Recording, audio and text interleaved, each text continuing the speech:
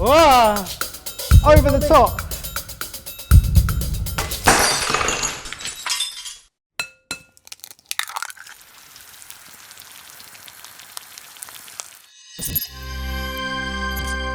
Hello everyone and welcome to Sorted Food. Now, the others have abandoned us today, leaving Baz and I with a pile of kitchen gadgets to test and review. So now we're officially chefless. Does it mean we have to be extra normal? Yes, yeah, let's do that. Okay, we're starting strong. Mike, lift the cloche. Okay, so it's plastic, it's got a spring. I imagine you put vegetables or something you want to chop and you slap it and you chop it. This is the SlapChop food chopping machine. The SlapChop is your all-purpose food chopper for all your chopping needs. Food processors are too bulky and most kitchen slicer chopper gadgets have too many parts. With SlapChop, the more you slap, the finer it gets. I can see a need for it. I mean, straight away, there are some incredibly compelling videos online of this thing working. Vince, who demonstrates it, does a very good job at chopping pretty much everything. Right, so features of it, you've got a butterfly opening as well. So if you take the black bit at the top, turn that, lift it, it then butterflies open.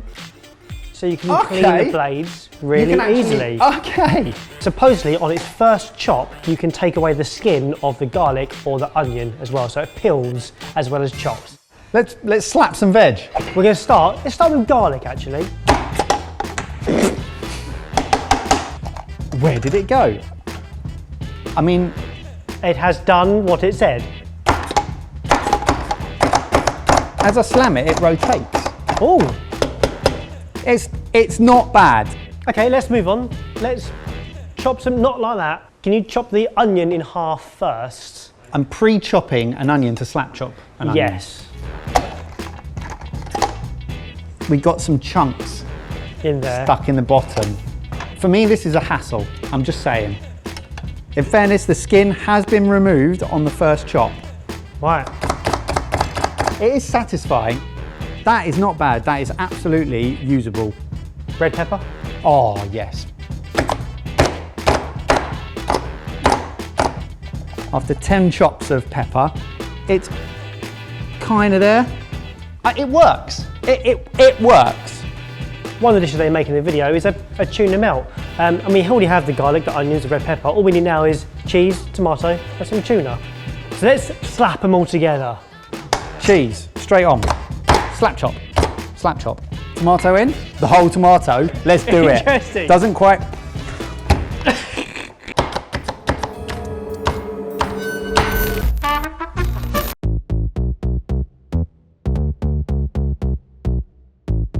That is a sandwich.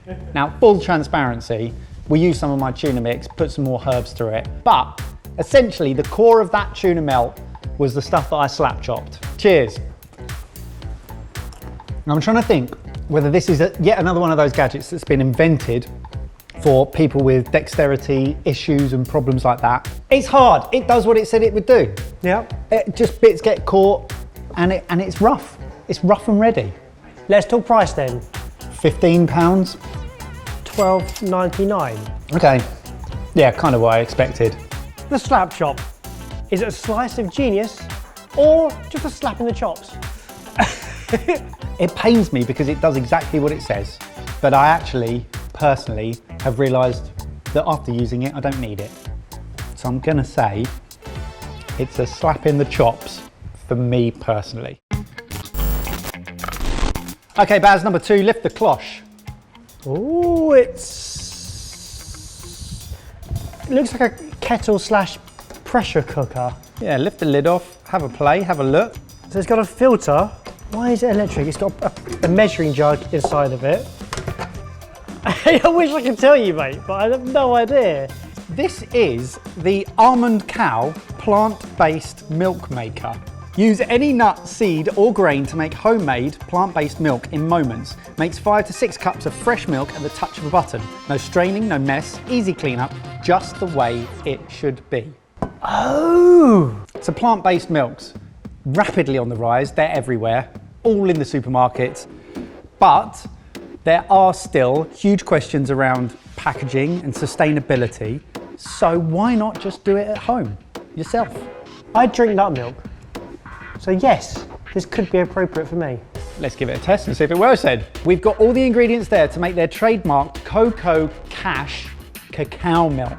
Oh, love that straight away because I've only ever bought just standard nut milk before. Okay, like it. Take the lid off, fill the basket with all of the ingredients, cashew nuts, desiccated coconut and some cacao nib. Fix it back to the machine, fill the jug with water, press the cow start button, and it will run through 3 automatic stages. When the green light stops flashing, your milk is ready. Press the cow.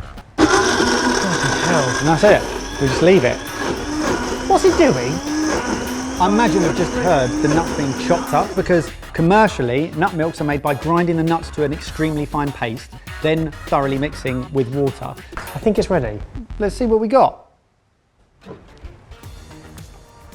Straight away, it's velvety, like a milk would be. It's not as thick as some of the nut milks I've got at home, but it offers a satisfaction of. It looks frothy. Yeah, I've just never considered the idea of making milk on demand. Inside the little filter, what do we do with all that mush? Oh, it's just wasted. Absolutely not. You can take the pulp from within the filter and you can eat it like an oatmeal or a porridge. It does actually look really nice. I guess you've got a lot of beautiful fibre in there. You've got some fresh berries there as well to zhuzh it up or conserve. It looks appetizing to me from here. It kind of does, doesn't it?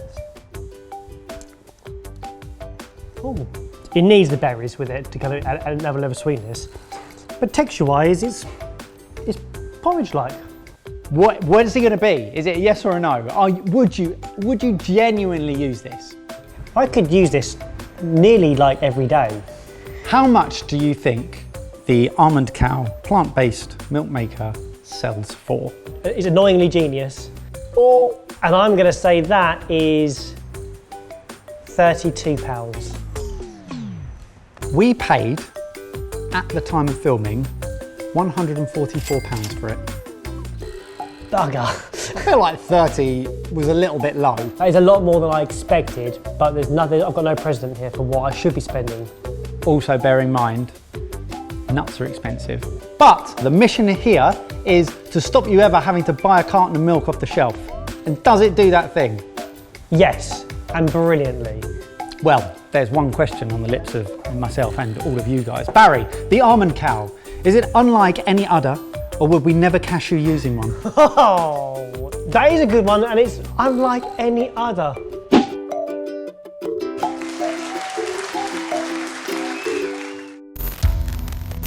Lift the cloche. It's a fork. Yep. A fork with a hole in it. Yep. But why have they made a fork with a hole in it? Wow.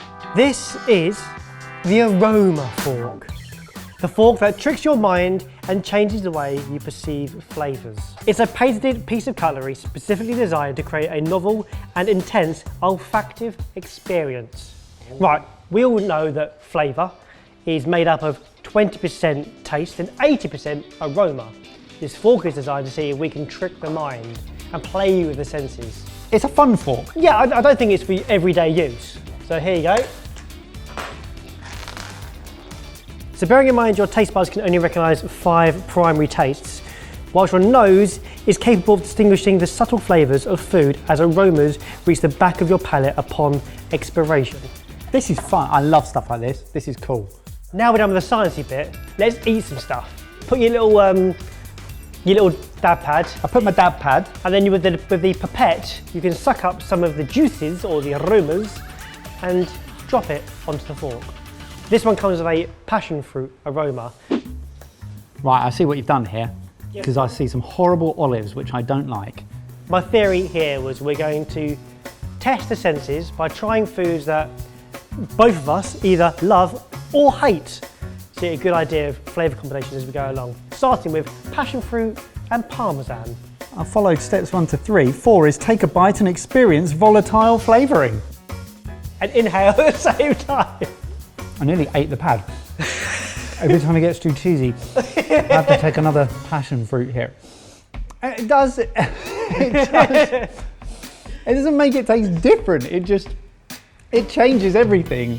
It's so weird. Is it more enjoyable? Well, it is because I don't like Parmesan straight. But that's such a pleasant smell that as you eat it, it does change the profile of the cheese, because every time I took it away, it was like cheese, cheese, cheese. Something different. But it was pleasant. It was pleasant and it was weird. Well, should we try some other flavour combinations? Yes, please. Knowing that Ebbers is away, we've just rummaged through his little wine kit as This well. little suitcase of aromas. So let's have a look at some aromas. Okay. Enjoy a single olive. I'm going honeydew melon. Okay. Oh, it's so weird. It almost makes it go creamy. Oh! It makes it go creamy! As the next test, banana. Let's go for it. So if you can guess what that smell is, see if this makes banana taste nice to you. I'm not tasting banana, No? but I don't know what I'm tasting. I'm just getting the texture of banana. Tastes like pancakes. It's butter. It's butter. Yeah, to me it smells like cinema popcorn. Yeah, and just silky, slimy butter. That's actually quite delicious. For the right people, that's a great little gift. So price-wise, it's really hard to buy the fork and that smelly stuff on its own. It actually comes part of a bigger kit, the molecular gastronomy kit, which you can get the like stabilizers to make foams and those little globule caviar things that we've done in the past. Yes. Basically, a fun kit for geeky foodies. £35. £45. I'm okay with that. The Aroma Fork, Michael. Does it come out smelling of roses, or is it a forking waste of time? Comes out smelling of roses. It's really cool, really fun. Final one, Baz, and this is going to be very enjoyable for everyone involved. Apart from me, I guess. Some of it's under the cloche, give it a lift. So it's going to require a little bit of assembly. It's a tray. You are 50% correct. Yeah. You're using it. This is the Tipsy Tray. Unlike traditional two-handed serving trays, the Tipsy Tray can be carried with a single hand, allowing you to carry up to 9 drinks while holding a banister, opening a door, or using a walking cane. All whilst staying safe. Everyone can benefit from the Tipsy Tray, particularly older people, disabled people, or those who work in bars, restaurants, and the hospitality industry. Gotcha, I'm with you. So it's got an anti-slip tray, and it's been designed so that it can hold up to 9 cups or glasses. It's got a gravity balance design, an overhauled design of the traditional Turkish tea tray, and the swinging motion of the tray counteracts the sloshing or movement of items on the tray, keeping them completely balanced. And what better way to test it than to make use of this wonderful little obstacle course Is that what you were doing? I've set up around the studio. I see, okay. Now, in order to make this a fair test, Yeah. you're going to do that with the traditional two-handed tray method and then put the Tipsy Tray to the test. Are you ready? Let's do this. Okay, Barry? Yep. 3, 2, 1, go. Okay, the slalom. Excuse me, sir, sorry, don't mind me. Sorry, just breathe in a little bit. The stairs that lead nowhere. The stairs? Yep. Oh my God! Well done. Oh, someone's just left some chairs out from their dinner. It's okay, sir. And they haven't put them back under the I table. can still get to you, sir. Give a little spin. Yep, that's nice. Sorry, madame. Thank you. Over the step. You're on 54. Quite a large child. Quick, keep going. Go. And stop. Oh, the last spinach was as I came in. You did that in 1 minute and 1 second. All right, okay. Your time will start in 3, 2, 1, go. Hey, excuse me, sir. To the tree slalom. Round he goes. This is actually quite interesting. How will he handle the stairway to nowhere? Whoa! How you doing? Any spillage so far? No spillages so far, Well chef. done. Well done. Pirouette at the fridge. Whoa. Very nicely done. Over the me. top. Wow, he's doing well. And into the kitchen. Tray down. And time stops. How did you find that? surprisingly easy. When you're in this position here, you're having to balance both at the same time, whereas here, you have the hand free, which is kind of pointless. That's good. Like, imagine holding a cane, opening a door. That's it's useful. it's more the fact you know, it's swinging very slightly. For some reason, it doesn't seem to matter. It stabilises it. Right, sorry, I've got to try this. Oh no. So, should I pick it up and go further and faster?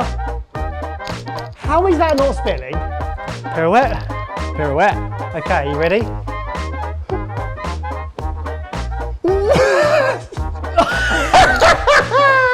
Windmill it. Windmill it. You're going to have to go for it as well. Oh no! Oh, this is different. Do it. I told you it wasn't going to work. Now we know. Now we know.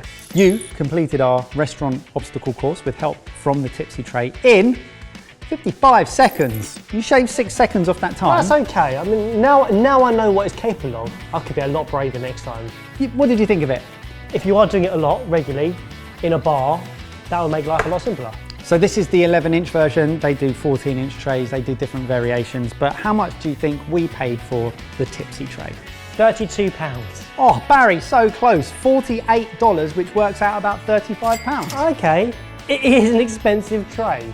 But if you have an issue of spilling drinks regularly and picking it up double-handed, then this does solve that problem. So I think it's kind of worth it. 90s throwback song for you to ask you the question. If you've got one hand on your Tipsy Tray, the other hand is giving a thumbs up or a thumbs down because it's freed up your other hand. It's a single hand on the tray and a thumbs up. Brilliant! Well, you heard it all here first. Let us know what you thought of the gadgets down below and comment and send us links to any other gadgets that you'd like us to play around with, and we might even have Ebbers or a Spaff here to join in the fun. But didn't we do well without them? Yes, we did. Please give us a like. We have an app. It's called Meal Packs and helps you plan and then cook a week's worth of meals using one set of ingredients, saving you money, cutting down on food waste, and answering the age-old question, what should we have for dinner? It's free to try for a whole month. The link is in the description box below.